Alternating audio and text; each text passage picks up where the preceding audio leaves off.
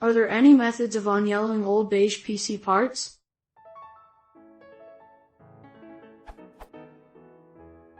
I have some, really, old PC parts that I would like to repurpose for fun.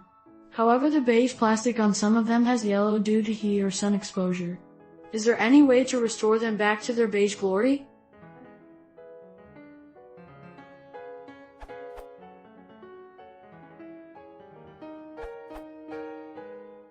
Have a look at the Reacher Zero Bright page.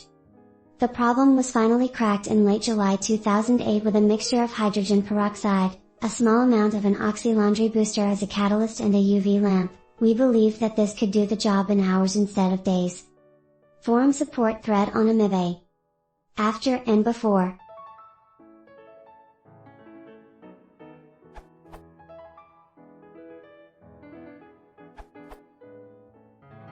Pencil eraser does this. It's a bit manual and takes a while, depending on the size of the eraser employed. Using a pencil eraser, you can write frustrated messages to its staff who have condemned you to labor on equipment old enough to still be beige/yellowed.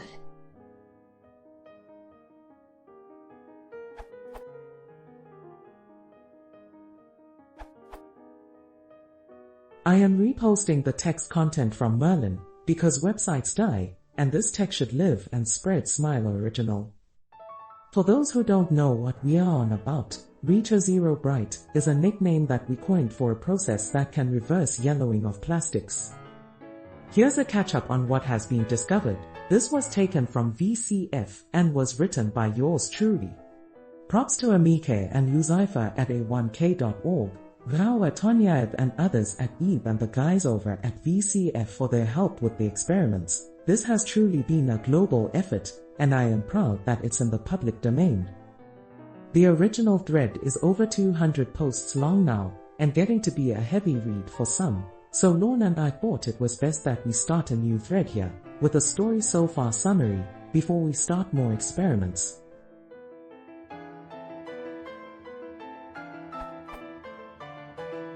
So, what has been discovered and learned so far?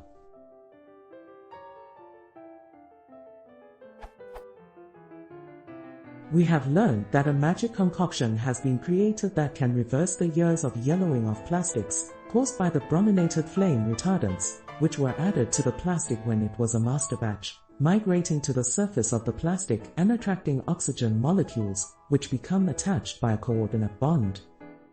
Bromine molecules are susceptible to ultraviolet light, in that chemical bonds involving bromine molecules can become destabilized if irradiated by UV light. This is what we are exploiting to remove the oxygen molecule from the brominated flame retardant.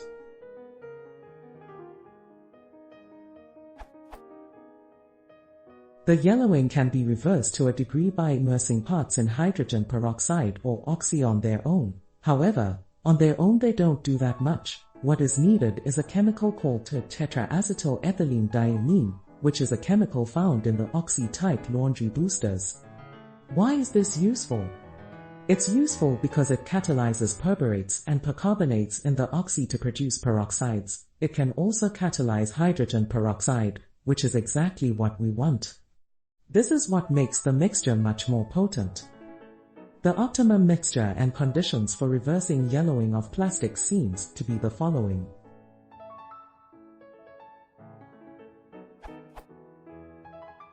A. Hydrogen peroxide solution, the strongest you can lay hands on. B. UV light, either as sunlight or a UV lamp. C. Approx 1/4 teaspoonful per gallon of oxy laundry booster. Parts immersed in this mixture will have the yellowing reversed in 6 to 8 hours on average. Severe yellowing may take longer, but it will only be a matter of a day or two. The mixture once made will last about 4 days before all of the peroxide is spent.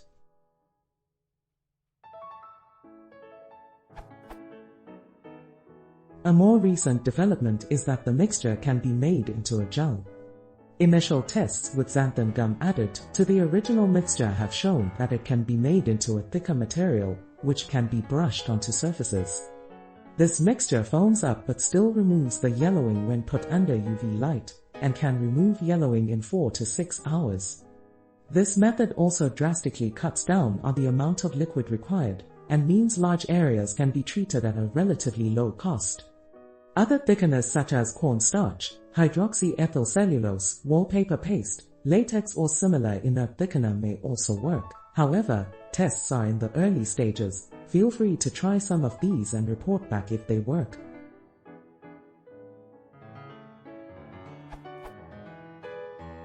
Recent tests by Lawn have shown that powdered hair bleach and hydrogen peroxide solution can give a similar effect to the original oxy mixture.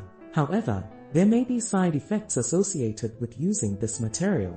Early tests have seen adverse effects on paint, and stickers may also be affected by this product. The original oxy mixture does not affect paint or stickers, unless the stickers are held on with a water-based glue, or are paper stickers.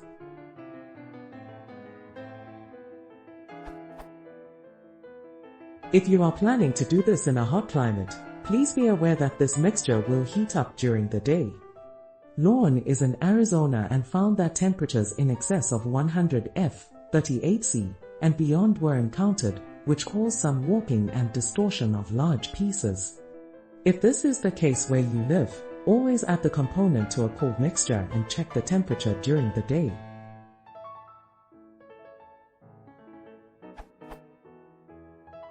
We will add to this original post in the thread as we learn more. If you wish to read the original Part 1 thread, it's here. Link. Does it work? Hell yeah! Here's a picture of a Commodore 64 case that I treated in 8 hours.